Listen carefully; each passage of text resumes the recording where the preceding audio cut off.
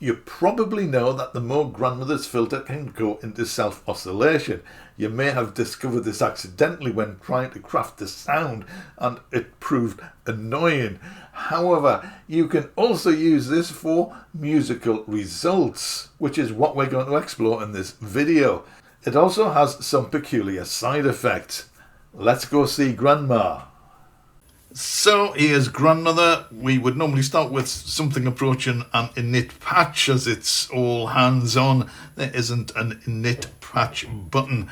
Most init patches seem to have an organ type envelope, which is a fast attack, fast decay, full sustain and no release. So you get a sound when you press a key and it disappears as soon as you release it. I just find that boring. I know. So I just like to have a bit more of a plucky sound with a little bit of release. It just makes it more interesting when you're making sounds. Of course, you can set up whatever envelope you like. I'll add a smidge of reverb just to take the dryness off. So this is oscillator 1. You can hear the reverb there. So we've switched that off. No sound from the keyboard. So to put the filter into a self-oscillation, we turn up the resonance full, and then we need to turn the cutoff frequency down a little bit. Ooh, I can hear the dogs howling. Let's try that to preserve our pet's ears. So that is, there's a pitch, it's oscillating, and it's just playing the one pitch across the keyboard, because the tracking switch is in the center off position. Now this is used to control the cutoff filter according to how high or low, up or down the keyboard you play. So normally acoustic instruments and acoustic sounds, the higher pitch they are, normally the brighter they are. So if you want to mimic that effect, then you would switch this to the 1-to-1 position. If you don't want to have quite such a pronounced effect, you can switch it to the left, which gives half the keyboard tracking range. So we'll put this to the 1-to-1 position, and with a bit of luck, which we have a scale. Good. And we can tune it with the cutoff frequency.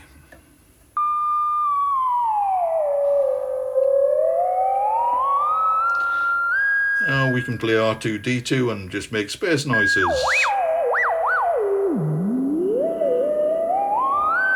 But let's say we want to do something musical with it. Well, we can. It is an oscillator. It is oscillating. So we can add an arpeggio.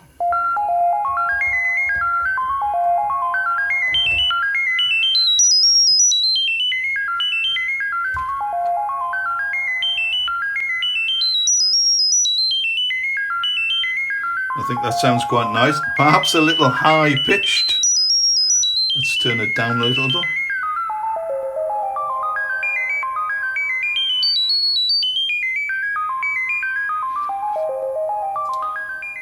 Now this is a sine wave, so it's a very pure sound. You can create similar sound with the oscillators, of course, but I think that's quite a nice sound.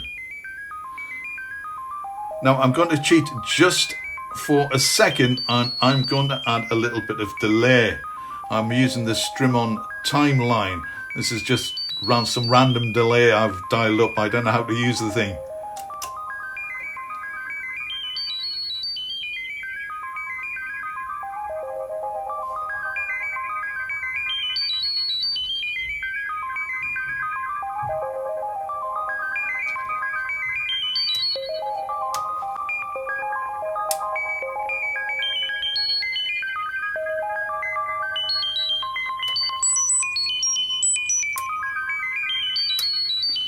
I'll switch that off.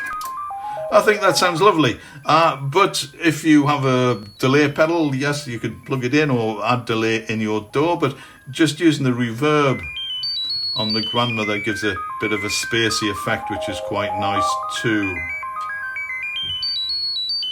Okay, so what else can we do? Well, of course, we can play the filter along with the oscillators.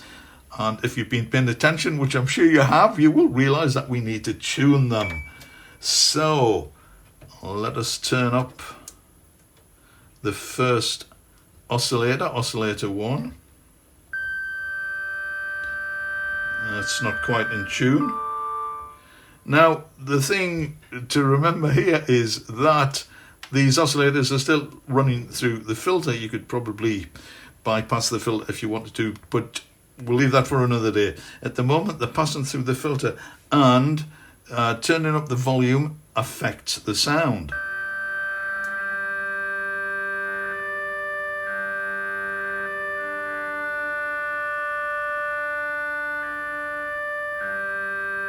So you can look upon that as interesting or a nuisance depending on your point of view. But if we turn down the resonance, so the filter is not resonating, that does not happen normally, but it does happen when we have a resonating filter. So the point here is that tuning perfectly may sometimes be a little bit difficult, but let's see what we can do.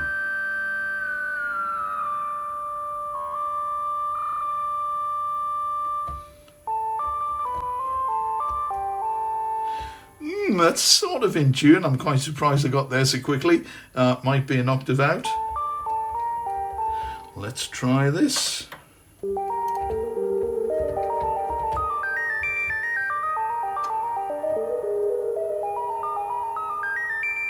Now that was interesting. You hear the pitch change when I removed oscillator 1.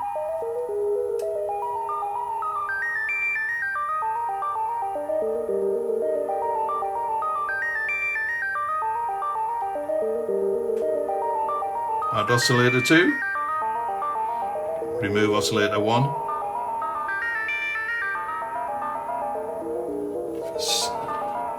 So the pitch settings will make a big difference as well.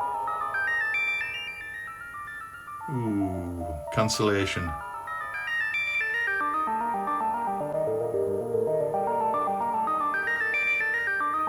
Okay. So you can play with these to produce different tones and different variations. I think these all sound really nice running through the arpeggiator. Now, one of the things you may have thought of doing is actually tuning these 3 oscillators to create a chord. There's a challenge. So let's remove the filter for the moment. Take the filter out of the equation and just tune oscillator 1 and oscillator 2. Now I'm going to take the easy way out here, because if we turn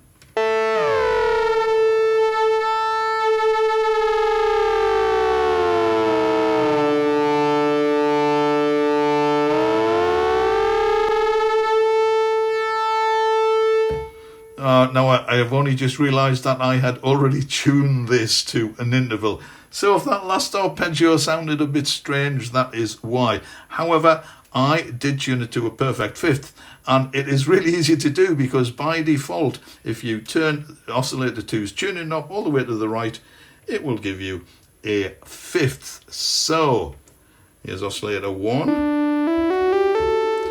So when we play C, we want oscillator 2 to play this note. So let's try that.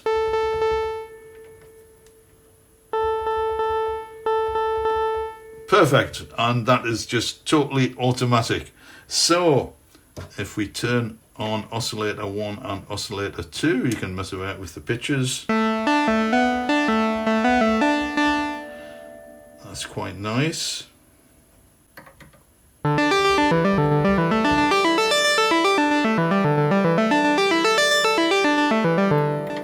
Now what we might want to do is to add in our filter oscillator. Just turn these down a little bit. Now you have to bear in mind that the volumes and are going to affect the sound, so let's see what happens. Let's try something simple.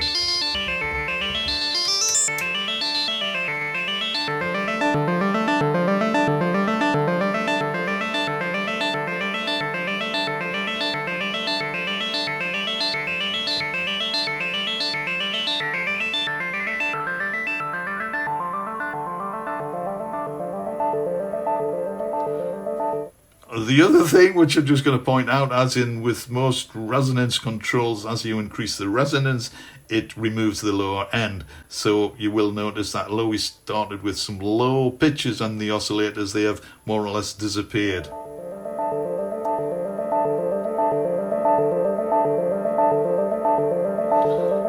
Now, I have no idea what interval that is, but I think that sounds quite nice.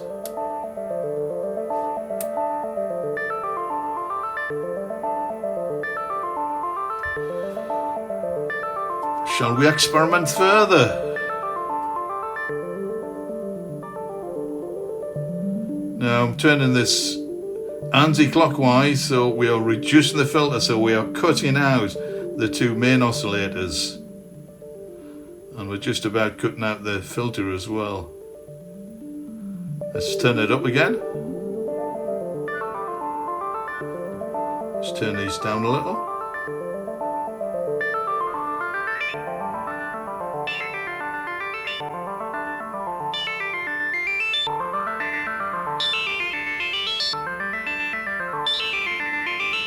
So we're in between here somewhere.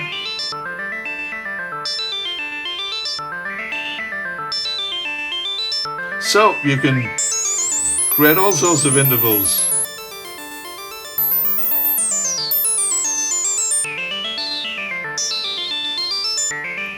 With this. Lots of fun. I'll turn these down. Let's get back to our oscillator, because there's one other thing which I want to point out.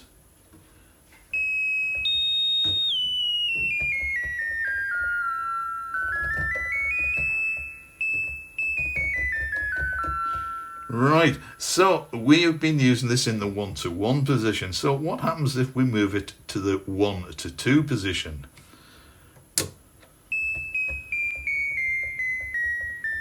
Ooh, so what this does, this reduces the effect of the keyboard tracking. So before, in 1-to-1, the octaves play an octave apart, and this normally you would apply this to the, well, this is being applied to the cutoff filter, but this would affect how the cutoff filter affects the sound. So with it in the 1-to-1 position, the higher notes will the higher notes will increase the cutoff, so the higher notes sound brighter. So if we reduce this to 1-to-2, now we might think that instead of having an octave difference between an octave, you might have to play 2 octaves to get an octave difference. So with 1-to-1, you play that, but with 1-to-2, you might expect to have to play 2 octaves. Let's try that. Not quite. Now, I'm not sure how this has been designed. It probably wasn't designed to be played as an instrument. We are doing things Grandmother was not designed to do. So, when you try to play a scale in the 1-to-2 position, it's not playing the correct notes. Obviously, it's playing in between the cracks. So we can't play a scale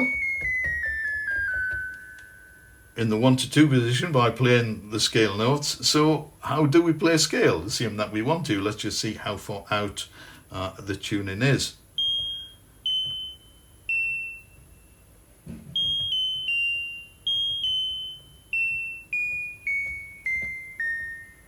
Is that right?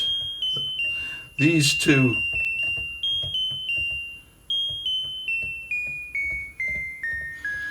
So that is, what's that? It's an E flat minor 6th chord. So that gives us a, actually it's not the C scale, so what scale does that give us?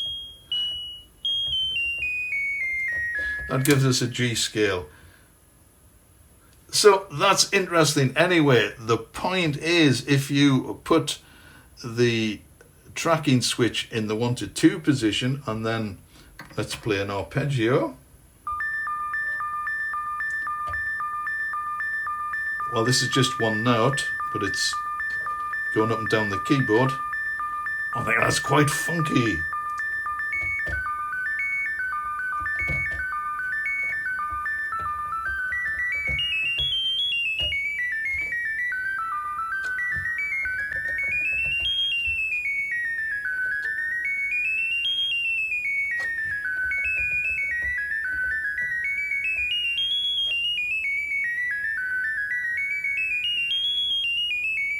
So you can get sort of microtonal scales.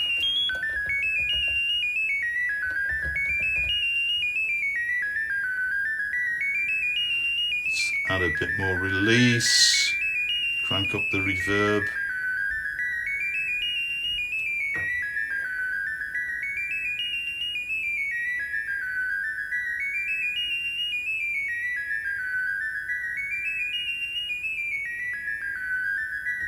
A little bit spacey. So you can use the 1 to 2 switch in the filter to produce microtonal scales. I haven't tried to write anything sensible with it. It just produces a different sort of effect. I think nice for beds and spacey sounds and things like that. And of course you might wonder what happens if we use this in conjunction with the oscillators. Well, let's find out.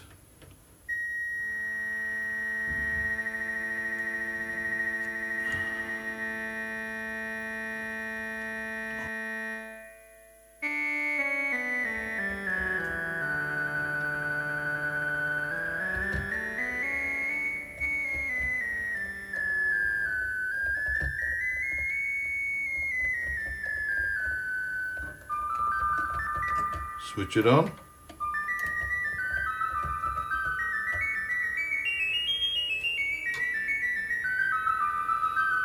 So, I don't know if that's appealing or not. It's interesting. And again, as we've mentioned, as we've noticed, if you turn up the volume, it affects the pitch of the sound.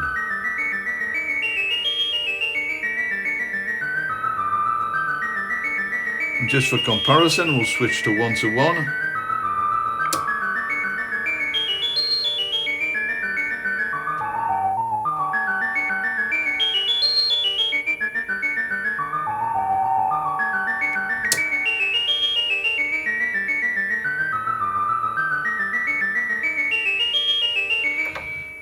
Yes, it does sort of add a weird out of tuneness to it. The pitches are playing through, but they don't sort of sound quite in tune.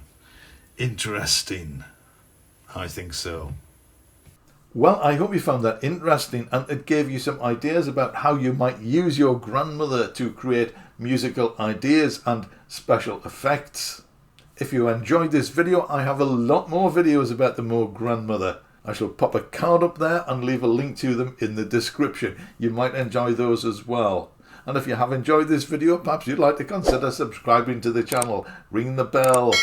Thank you. So you get informed of new videos as soon as I release them. And do please click the big thumb if you like the video. And if you have enjoyed this video, I think you will enjoy these videos as well. As always, I do appreciate you spending your time with me watching my videos. For that, thank you very much indeed. I will see you again soon.